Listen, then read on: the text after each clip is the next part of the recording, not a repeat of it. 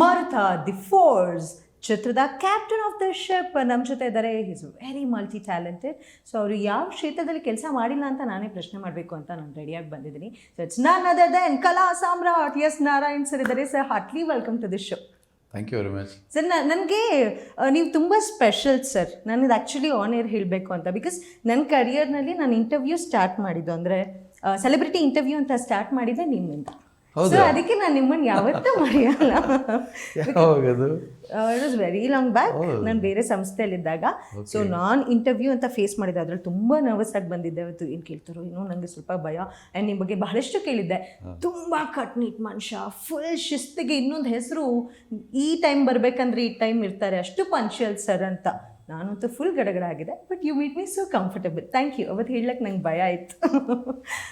Sir, ಮಾರುತ ಚಿತ್ರದ ಬಗ್ಗೆ ಮಾತಾಡೋದಾದರೆ, ಒಂದು ಈಗ ಅಟ್ ಪ್ರೆಸೆಂಟ್ ಸಿಚುಯೇಷನಲ್ಲಿ ಫೇಸ್ ಮಾಡ್ತಿರುವಂಥ ಪ್ರಾಬ್ಲಮ್ಗಳನ್ನ ನೀವು ಹೇಳ್ತಿದ್ದೀರಾ. ಅದು ಯಾವುದು, ಮೊಬೈಲು ಆನ್ಲೈನಲ್ಲಿ ಆಗ್ತಿರುವಂಥ ಒಂದು ಪ್ರಾಬ್ಲಮ್ನ ತೋರಿಸ್ತಿದ್ದೀರಾ. ಅದ್ರ ಜೊತೆಗೆ ಎಂಟರ್ಟೈನ್ಮೆಂಟ್ ಫ್ಯಾಕ್ಟರು ಹೇಗೆ ಹೇಗೆ ಮಿಕ್ಸ್ ಮಾಡಿ ಹೇಗಾಯಿತು ಸರಿ ಮಾರುತ ಅಂತ ಹುಡ್ಕೊಂಡಿದ್ದು? ಹೌದು, ನಾವೀಗ 2 ಗಂಟೆ ಸಿನಿಮಾ, ಜನ ಥಿಯೇಟ್ರ್ ಒಳಗೆ ಬರ್ತಾರೆ. ಅವರಿಗೆ ತುಂಬ ಗಂಭೀರವಾದ ವಿಚಾರನ ತುಂಬ ಉಸಿರು ಬಿಗಿ ಹಿಡಿಯುವಂಥ ಹಾಗೆ ಕೂರಿಸ್ಬಿಟ್ಟು ಅವ್ರಿಗೇನೋ ಹೇಳಿದ್ರೆ ಅವ್ರ ತಲೆಗೆ ಹೋಗಲ್ಲ, ಟೆನ್ಷನ್ ಆಗ್ಬಿಡ್ತಾರೆ. ಅವರಿಗೆ ಸ್ವಲ್ಪ ಮನೋರಂಜನೆ, ಆಮೇಲೆ ಹೇಳೋ ವಿಚಾರ ಅವ್ರಿಗೆ ಅರ್ಥ ಆಗಬೇಕು, ಅವ್ರಿಗೆ ಆಳವಾಗಿ ಮನಸ್ಸಿಗೆ ಹೊಕ್ಕಬೇಕದು. ಇಷ್ಟೆಲ್ಲ ಸರ್ಕಸ್ ಇದೆ. ಹಾಗಾಗಿ ಇದನ್ನು ಸ್ಕ್ರೀನ್ ಪ್ಲೇ ಅಂತ ನಾವು ಮಾಡ್ಕೊಳ್ಳೋವಾಗ ಅದಕ್ಕೆ ಸರಿಯಾದ ರೀತಿಯಲ್ಲಿ ಮಾಡ್ಕೊಂಡು ಹೋಗ್ಬೇಕು. ಹಾಗಾಗಿ ನಾನು ಸಾಧು ಕೋಕಿಲ ಅವರನ್ನು ಥ್ರೂಔಟ್ ದ ಸಿನಿಮಾ ಬಳಸಿದ್ದೀನಿ. ಅಂದರೆ ಒಂದು hero date Sadhu Kokila date ತೊಗೊಂಡಿದ್ದೀನಿ ನಾನು. ಜೊತೆಯಲ್ಲೇ ಇರ್ತಾರೆ ಅವರು. ಅಲ್ಲೆಲ್ಲ ಒಂದು ಕಡೆ ಬಂದು ಹೋಗೋ ಪಾತ್ರ ಅಲ್ಲ, ಅವ್ರು ಜೊತೆಯಲ್ಲೇ ಇರ್ತಾರೆ. ಅವ್ರನ್ನ ಇಟ್ಕೊಂಡು ಎಂಟರ್ಟೈನ್ ಮಾಡ್ತಾ ಮಾಡ್ತಾ ಮಾಡ್ತಾ ಮಾಡ್ತಾ ಏನು ಸಂದೇಶವನ್ನು ನಾನು ಈ ಸಮಾಜಕ್ಕೆ ಕೊಡಬೇಕು ಅಂತ ಇದ್ದೀನಿ, ಈ ಯುವ ಪೀಳಿಗೆಗೆ, ಎಕ್ಸ್ಪೆಷಲಿ ವಯಸ್ಸಿಗೆ ಬಂದ ಹೆಣ್ಣು ಮಕ್ಕಳು, ಕಾಲೇಜ್ಗೆ ಹೋಗ್ತಿರ್ತಕ್ಕಂಥ ಹೆಣ್ಣು ಮಕ್ಕಳು ತಮ್ಮ ವಿದ್ಯೆಯ ಕಡೆ ಗಮನ ಕೊಡದೆ ಎಲ್ಲಿ ಜಾರ್ತಾ ಇದ್ದಾರೆ ಬೇರೆ ಕಡೆಗೆ, ಮನಸ್ಸನ್ನು ಮನಸ್ಸಿಂದ ಜಾರ್ತಾರಲ್ಲ, ಅವ್ರನ್ನ ಎಚ್ಚರಿಸುವಂಥ ಒಂದು ಕೆಲಸ ನಾನು ಈ ಸಿನಿಮಾ ಮುಖಾಂತರ ಮಾಡ್ತಾಯಿದ್ದೀನಿ. ಸೊ ಹೆಸರೇ sir, title actually very catchy. ನಾನು ಅದನ್ನೇ ಪ್ರೊಡ್ಯೂಸರ್ ಹತ್ರನೂ ಮಾತಾಡ್ತಿದ್ದೆ. Title is very catchy. ಅದರಲ್ಲಿ ಫೋರ್ಸು, ಹೀರೋ ಅಂತ ಹೇಳಿದ್ರೆ ಸಿನಿಮಾದಲ್ಲಿ ಎಷ್ಟೊಂದು ಹೀರೋ ಇದ್ದಾರೆ ಸರ್. ಯಾರು ಸರ್ ಎಕ್ಸಾಕ್ಟ್ ಹೀರೋ ಅಂತ ಕೇಳ್ತಾ ಇದ್ದೆ. Because everybody is a hero in the movie. So ಇಂಥ ಮಲ್ಟಿ ಸ್ಟಾರರ್ ಮೂವಿ ಆಗಿರಲಿ, ಸೊ ನಿಮ್ಮಂಥ ಹಿರಿಯ ನಿರ್ದೇಶಕರು, ಸೊ ಹೇಗಿತ್ತು ಸರ್ ಹ್ಯಾಂಡಲ್ ಮಾಡೋದು? ಅನುಭವ ಹೇಗಿತ್ತು? Experience, shooting spot? ಇವತ್ತು ಸಿನಿಮಾ ಮಾಡಿದ ಅನುಭವ ನನ್ನ ಜೊತೆಯಲ್ಲಿದೆ. ಅದು ದೊಡ್ಡ ಬಂಡವಾಳ ನನಗದು.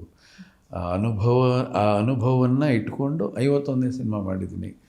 ಇಲ್ಲಿ ಎಲ್ಲ ಅನುಭವ ಇರ್ತಕ್ಕಂಥ ಅನುಭವಿಗಳು ಸಿಕ್ಕಿದ್ದಾರೆ. ಲೈಕ್ ರವಿಚಂದ್ರನ್, ತಾರಾ ಮೇಡಮ್, ಸಾಧು ಕೋಕಿಲ, ಪ್ರಮೋದ್ ಶೆಟ್ಟಿ ಅವರು, ಶರತ್ ಲೋಹಿತಾಶ್ವ ಅವರು, ರಾಜು ತಾಳಿಕೋಟೆಯವರು, ಚಿತ್ರಾ ಶೆಣೆಯವರು, ದೊಡ್ಡ ಗಿರಿ,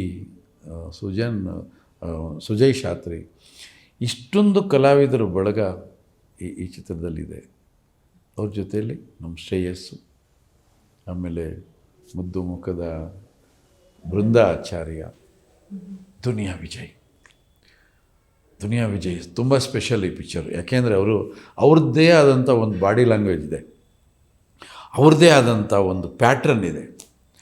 ಅಲ್ಲಿಂದ ಹೊರಗಡೆ ಬಂದು ಮಾಡಿರೋ ಪ್ಯಾಟ್ರನ್ ಇದು. ಈಗ ಲೈಕ್ ನಾವು ವೀರಪ್ಪ ನಾಯಕ ಮಾಡಿದ್ವಿ ವಿಷ್ಣುವರ್ಧನ್ ಅವರಿಗೆ. ವೀರಪ್ಪ ನಾಯಕ ಮಾಡುವಾಗ ಟೋಟಲ್ ಚೇಂಜ್ ಮಾಡಿದ್ವಿ ಅದನ್ನು. ಅಂದರೆ ಬಾಡಿ ಲ್ಯಾಂಗ್ವೇಜ್ ಎಲ್ಲ ಚೇಂಜು, ಕತೆಗೆ ತಕ್ಕ ಹಾಗೆ, ಆ ಪಾತ್ರಕ್ಕೆ ತಕ್ಕ ಹಾಗೆ ವೀರಪ್ಪ ನಾಯಕ ಆಗಿಬಿಟ್ರು ಅವರು, ವಿಷ್ಣುವರ್ಧನ್ ಅವರು. ಹಾಗೆ ಇಲ್ಲಿ ಈ ಮಾರುತ ಸಿನಿಮಾದಲ್ಲಿ ವಿಜಯ್ ಅವರು ನನಗೆ ಬೇಕಾಗಿದ್ದಂಥ ಫೋರ್ಸ್, ಆ ಕ್ಯಾರೆಕ್ಟ್ರು, ಆ ಪಾತ್ರವೇ ಆಗಿ ಹೋಗ್ಬಿಟ್ರು ಅವರು. ತುಂಬ ಸೆಟಲ್ಡ್ ಪರ್ಫಾರ್ಮೆನ್ಸ್. ನಿಮ್ಮ ಸಿನಿಮಾ ನೋಡಿ ಈಚೆ ಬಂದರೆ ದುನಿಯಾ ವಿಜಯ್ ಅವರು ಒಂದು 2-3 ದಿನ ನಿಮ್ಮನ್ನು ಕಾಡ್ತಾನೆ ಇರ್ತಾರೆ ಅವರು. ಅಷ್ಟು ಆಳವಾಗಿ ನಿಮ್ಮ ಒಳಗಡೆ ಹೊಕ್ಕು ನಿಮ್ಮಲ್ಲಿರ್ತಕ್ಕಂಥ ಆ ಎಲ್ಲ ಮನಸ್ಸಿನ ಕಸವನ್ನು ಕಿತ್ತು ಬಿಸಾಕಿ ಹೊರಗಡೆ ಬರ್ತಾರೆ.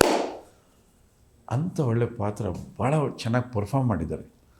ಹಾಗಾಗಿ ಈ ದೊಡ್ಡ ತೇರಿದು. ಇದರ ಜೊತೆಯಲ್ಲಿ ನಂಬರ್ ಆಫ್ ಲೊಕೇಶನ್ಸು, ನೋಡಿ ನನ್ನ ಮೈಸೂರಲ್ಲಿ ಕತೆ ಸ್ಟಾರ್ಟ್ ಆಗುತ್ತೆ. ಮೈಸೂರಲ್ಲಿ ಸ್ಟಾರ್ಟ್ ಆಗಿ ಮಲೆನಾಡಿಗೆ ಹೋಗ್ತೀವಿ. ಮಲೆನಾಡಿಂದ ಮತ್ತು ನಾವು ಬೆಂಗಳೂರಿಗೆ ಬರ್ತೀವಿ. ಬೆಂಗಳೂರಿಂದ ಹುಬ್ಬಳ್ಳಿ ಹೋಗ್ತೀವಿ. ಹುಬ್ಬಳ್ಳಿಯಿಂದ ಚಿತ್ರದುರ್ಗ ಬರ್ತೀವಿ. ಮತ್ತು ದಾವಣಗೆರೆ ಹೋಗ್ತೀವಿ. ಕೂಡಲ ಸಂಗಮ ಹೋಗ್ತೀವಿ. ಸೌದತ್ತಿ ಬರ್ತೀವಿ. ಬಾಗಲಕೋಟೆ ಹೋಗ್ತೀವಿ. ಗೋವಾಗೆ ಹೋಗ್ತೀವಿ. ಓಕೆ. ಗೋವಾಗೆ ಹೋಗ್ಬಿಟ್ಟು ಪುನಃ ಮಲೆನಾಡಿಗೆ ಬರ್ತೀವಿ. ಅಂದರೆ ಈ ಜರ್ನಿ, ಟ್ರಾವೆಲಿಂಗ್. ಏನಕ್ಕೆ ಅಷ್ಟೊಂದು ಟ್ರಾವೆಲಿಂಗ್ ಅಂದರೆ ಪ್ರೇಕ್ಷಕರನ್ನ ಟ್ರಾವೆಲ್ ಮಾಡಿಸುತ್ತೆ ಕಥೆ. ಅದು ಪ್ರೇಕ್ಷಕ ಏನೋ ಹುಡುಕ್ತಾನಲ್ಲ, ಆ ಹುಡುಕಾಟವನ್ನು ಈ ಕಥೆ ಮಾಡ್ಕೊಂಡೋಗಿ ನಿಮ್ಗೆ ಅಷ್ಟು ಅದ್ಭುತವಾದ ಸುಂದರವಾದ ಒಳ್ಳೊಳ್ಳೆ ಲೊಕೇಶನ್ಗಳು. ನಾನು ಫಸ್ಟ್ ಥ್ಯಾಂಕ್ಸ್ ಹೇಳಬೇಕು ಪ್ರೊಡ್ಯೂಸರ್ಗೆ. ಬಿಕಾಸ್ ನಾನು ಏನು ಕೇಳಿದ್ದೀನಿ ಎಲ್ಲ ಕೊಟ್ಟಿದ್ದಾರೆ. ಇದು ಯಾಕೆ ಅಂತ ಪ್ರಶ್ನೆ ಮಾಡಿಲ್ಲ, ಅದನ್ನ ಇಟ್ಕೊಂಡು ಅಡ್ಜಸ್ಟ್ ಮಾಡಿ ಅಂತ ನನಗೇನು ಹೇಳಲಿಲ್ಲ, ಮಾಡಿಕೊಟ್ಟಿದ್ದಾರೆ. ತುಂಬ ಚೆನ್ನಾಗಿ ನನಗೆ ನಿರ್ದೇಶನ ಮಾಡೋದಕ್ಕೆ ಪ್ರೊಡಕ್ಷನ್ ಕಡೆಯಿಂದ ಸಹಕಾರ ಸಿಕ್ತು. ಅದೇ ರೀತಿಯಲ್ಲಿ ಕಲಾವಿದರುಗಳು ಕೂಡ ಅಷ್ಟೇ ನನ್ನ ಶಿಸ್ತಿಗೆ ಭಂಗ ಬರದೇ ಇರೋ ರೀತಿಯಲ್ಲಿ ನನ್ನ ಜೊತೆಯಲ್ಲಿ ಕೆಲಸ ಮಾಡಿಕೊಟ್ಟಿದ್ದಾರೆ. ಹಾಗಾಗಿ ಒಂದು ಸುಂದರ ಚಿತ್ರವಾಗಿ ಮಾರುತ 21ನೇ ತಾರೀಕು ನಿಮ್ಮ ಮುಂದೆ ನೋಡೋದಕ್ಕೆ ಸಿಗುತ್ತೆ. ಸರ್, ವಿಜಯ್ ಸರ್ ಬಗ್ಗೆ ಹೇಳಲೇಬೇಕು. ಸೊ ಅವರ ಆ ದಿನದ ಚಿತ್ರದ ನಿರ್ದೇಶಕರು ತಾವು ಆಗಿದ್ರಿ. ಸೊ ಅಲ್ಲಿಂದ ಅವರ ಜರ್ನಿ ಕೂಡ ತುಂಬ ಎತ್ತರಕ್ಕೆ ಸಾಗಿದೆ. ಸೊ ನಟನಾಗಿದ್ದವರು ಆ್ಯಕ್ಚುಲಿ ಈಗ ನಿರ್ದೇಶಕರಾಗಿದ್ದಾರೆ. ಸೊ ಈ ನಿರ್ದೇಶಕರು ಇಬ್ಬರು 2 ಬ್ರೈನ್ಸ್. ಸೊ ಹೇಗಿತ್ತು sir? Not 2 brains, only 1 brain. ಅವ್ರದ್ದು ನಿರ್ದೇಶನದ ಬ್ರೈನ್ ಇರುತ್ತಲ್ಲ ಸರ್ ಏನಾದರೂ? ಹೇಳ್ತೀನಿ ಕೇಳಿ. ನಾನು ಬೇರೆ ಸಿನಿಮಾಗಳಿಗೆ ಆ್ಯಕ್ಟ್ ಮಾಡ್ತೀನಿ. ನೀವೆಲ್ಲ ನೋಡಿದ್ದೀರಿ ನನ್ನ ಸಿನಿಮಾಗಳು. ನಾನು ಅಲ್ಲಿ ಹೋದಾಗ ನನ್ನ ನಿರ್ದೇಶಕನ ಮನೇಲಿ ಬಿಟ್ಟು ಹೋಗ್ತೀನಿ. ನಾನು ಓಕೆ ಅವನ್ನ ಕರ್ಕೊಂಡೋಗಲ್ಲ, ಯಾಕೆಂದ್ರೆ ಕಷ್ಟ ಆಗುತ್ತೆ. ಅವ್ನು ನನ್ನ ಕೆಲಸ ಮಾಡೋಕ್ಕೆ ಬಿಡಲ್ಲ. ಅವನು ಆ ಡೈರೆಕ್ಟ್ರ್ ಮಾಡೋ ತಪ್ಪೆಲ್ಲ ಕಂಡುಹಿಡಿತಾ ಇರ್ತಾನೆ. ನೀನು ಮನೇಲಿರಪ್ಪ ಅಂದ್ಬಿಟ್ಟು ನನ್ನನ್ನು ಕರೆದಿರೋದು ಒಬ್ಬ ಕಲಾವಿದನಾಗಿ, ನಾನು ಬರೀ ಕಲಾವಿದನಾಗಿ ಹೋಗ್ತೀನಿ. ನನ್ನ ಕೆಲಸ ನಾನು ಮಾಡಿಕೊಟ್ಟು ಬರ್ತೀನಿ. ಆವಾಗ ಆರೋಗ್ಯಕರವಾಗಿರುತ್ತೆ. ನೀವು ಡೈರೆಕ್ಟ್ರು, ಇನ್ನೊಬ್ಬರು ಡೈರೆಕ್ಟ್ರು, ಅವರು ಡೈರೆಕ್ಟ್ರು, ಈ 3 ಜನ 4 ಜನ ಡೈರೆಕ್ಟ್ರು ಮತ್ತು ಇನ್ಯಾರು ಹೊಸರು ಬಂದಿರ್ತಾರಲ್ಲ ಅವರು ಡೈರೆಕ್ಟ್ರ್ ಆಗಿಬಿಡ್ತಾರೆ. ಎಲ್ಲ ಡೈರೆಕ್ಟ್ರ್ ಆದಾಗ ಒಂದು ಗಾಡಿಗೆ ಒಬ್ಬನೇ ಡ್ರೈವರ್ ಇರಬೇಕು. ಅವಾಗ ಗಾಡಿನೂ ಚೆನ್ನಾಗಿರುತ್ತೆ, ಒಳಗಿರೋ ಬಾಡಿನೂ ಚೆನ್ನಾಗಿರುತ್ತೆ ಅಲ್ವಾ? ಹಾಗಾಗಿ ವಿಜಯ್ ಅವರು ಈ ಸಿನಿಮಾಗೆ ಬಂದಾಗ ನನಗೆ ಅವ್ರ ಡೈರೆಕ್ಟರ್ ತನಕ ನೋಡೋಕ್ಕೆ ಆಗಲಿಲ್ಲ. ಯಾಕೆಂದ್ರೆ ಅವ್ರು ಹಾಗೆ ನಡ್ಕೊಂಡೇ ಇಲ್ಲ. ಅವ್ರು ಬರೋರು ಸೆಟ್ಟಿಗೆ ಬರ್ತಿದ್ದಾಗಿನ ಸೀನ್ ಪೇಪರ್ ಇಸ್ಕೊಳ್ಳೋರು. ಸೀನ್ ಪೇಪರ್ ಇಸ್ಕೊಂಡು ಎಲ್ಲ ಕೇಳ್ಕೊಂಡು ಅದಾದಮೇಲೆ ಹೋಗಿ ತಿಂಡಿ ಮಾಡಿಕೊಂಡು ಮೇಕಪ್ ಮಾಡಿಕೊಂಡು ಓದ್ಕೊಂಡು ಪ್ರಿಪೇರ್ ಆಗಿ ಬರೋರು. ದುನಿಯಾ ವಿಜಯ್ ಅವರು ನಾನು ಚಂಡ ಮಾಡೋವಾಗ ಹೇಗಿದ್ದರು ಅದಕ್ಕಿಂತ ಪಕ್ವವಾಗಿದ್ದಾರೆ ಇವಾಗ. ಅಂದರೆ ಆವಾಗ ಸ್ವಲ್ಪ ಎಳಸು ಅಂದರೆ ಎಳಸು ಅಂದರೆ ಯಾಕೆ ಹೇಳ್ತೀವಿ, ಸಸಿ ಅಂತೀವಿ ಅದನ್ನು ನಾವು. ಸಸಿ ಈಗ ಸ್ವಲ್ಪ ಗಿಡ ಆಗಿದೆ, ಅದು ಜವಾಬ್ದಾರಿ ಇದೆ. ಆಮೇಲೆ ಏನು ಹೇಳಕ್ಕೆ ಹೋಗ್ತಾ ಇದ್ದೀವಿ ಸಂದೇಶ, ಅದನ್ನು ಯಾವ ರೀತಿ ಮುಟ್ಟಿಸ್ಬೇಕು ಅನ್ನೋ ಒಂದು ಹೊಣೆಗಾರಿಕೆ ಇರ್ತದೆ. ಈಗ ಅವ್ರ ಪ್ರೀವಿಯಸ್ ಪಿಕ್ಚರಲ್ಲಿ ಮಾದಕ ವಸ್ತುಗಳ ಬಗ್ಗೆ ತೊಗೊಂಡ್ರು ಅವರು. ಅದು ಯಾಕೆ ಜನಕ್ಕೆ ತಲುಪ್ತು ಅಂದರೆ ಅವ್ರು ಹೇಳಿದ ಶೈಲಿ ತುಂಬ ಗಂಭೀರವಾದ ಸಮಸ್ಯೆ. ಅದು ನಮ್ಮ ದೇಶದಲ್ಲಿ ಕಿತ್ತಾಕಕ್ಕಾಗದೇ ಇರೋ ಸಮಸ್ಯೆ ಅದು. ಅದನ್ನು ಅವ್ರು ಹೇಳಿದ ಶೈಲಿ ಚೆನ್ನಾಗಿತ್ತು. ಇದು ಹಾಗಲ್ಲ, ಇದು ಕಿತ್ತಾಕ್ಬೋದು, ತಡೀಬೋದು. ಆದರೆ ಇದೇನಾಗ್ತಿದೆ ಅಂದರೆ ಭಾಳ ಜನಕ್ಕೆ ಗೊತ್ತಿಲ್ಲ. ಪಕ್ಕದ ಮನೇಲಿ ನಡೆಯೋದು ನಮ್ಮ ಮನೆಗೆ ಗೊತ್ತಾಗಲ್ಲ. ಯಾಕೆಂದ್ರೆ ಹೆಣ್ಮಕ್ಳು ವಿಚಾರ ಯಾರು ಬಂದು ಪೋಸ್ಟ್ ಹಚ್ತಾರ ನಮ್ಮ ಮನೇಲಿ ನಮ್ಮ ಹುಡುಗಿ ಮಿಸ್ ಆಗಿದ್ದಾಳೆ ಅಂತ? ಹಚ್ಚಲ್ಲ. ಮಿಸ್ ಆಗೋ ಹುಡುಗಿಯರು ಸಂಖ್ಯೆ ಸಾವಿರಾರು ಹುಡುಗಿಯರು ವರ್ಷಕ್ಕೆ ನಮ್ಮ ದೇಶದಲ್ಲಿ ಮಿಸ್ ಆಗ್ತಾಯಿದ್ದಾರೆ. ಅವ್ರು ಎಲ್ಲಿ ಹೋಗ್ತಾರೆ, ಏನು ಮಾಡ್ತಿದ್ದಾರೆ, ಏನಾದರೂ ಪತ್ತೇನೇ ಇಲ್ಲ. ವ್ಯಾಪಾರಾಗಿ ಹೋಗ್ತಾರೆ ಬೇರೆ ದೇಶಗಳಿಗೆ. ವ್ಯಾಪಾರಾಗಿ ಹೋದ್ಮೇಲೆ ಏನಾಯ್ತು ಅವ್ರ ಲೈಫು? ಯೌವನ ಇರೋವರೆಗೂ ಅವ್ರಿಗೆ ಬದುಕಿರ್ತಾರೆ. ಆಮೇಲೆ ಹೆಣ, ಯೋಚನೆ ಮಾಡಿ, ಬದುಕು ನಾಶ ಮಾಡ್ಕೋತೀರಾ ಅನ್ನೋದೇ ಈ ಸಿನಿಮಾ. ಇದನ್ನು ಅವ್ರು ಹೇಳ್ತಾರೆ. Very nice sir. Shreyas Manchu ಅವರ ಪಾತ್ರದ ಬಗ್ಗೆ ಹೇಳೋದಾದರೆ ಎಷ್ಟು ಲವಲವಿಕೆಯ ಪಾತ್ರನ ಪ್ಲೇ ಮಾಡ್ತಾರೆ. ಲವರ್ ಬಾಯ್ ಪಿಕ್ಚರಲ್ಲಿ ಒಬ್ಬ ಜವಾಬ್ದಾರಿ ಇಲ್ಲದೆ ಇರೋಂಥ ಯುವಕ. ಅವನು ಜವಾಬ್ದಾರಿ ಇರಲ್ಲ.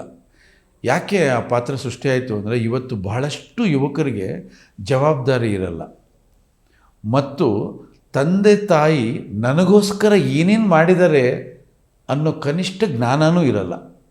ತಂದೆ ತಾಯಿಯನ್ನು ಗೌರವಿಸಬೇಕು, ಅವರನ್ನು ಪೂಜಿಸಬೇಕು ಅನ್ನೋ ಪರಿಜ್ಞಾನವೇ ಇರಲ್ಲ ಇವತ್ತಿನ ಯುವಕರು. ಅವರನ್ನು ನೆನಪು ಮಾಡೋದಕ್ಕೋಸ್ಕರ ಈ ಪಾತ್ರ ತಂದ್ವಿ ನಾವು.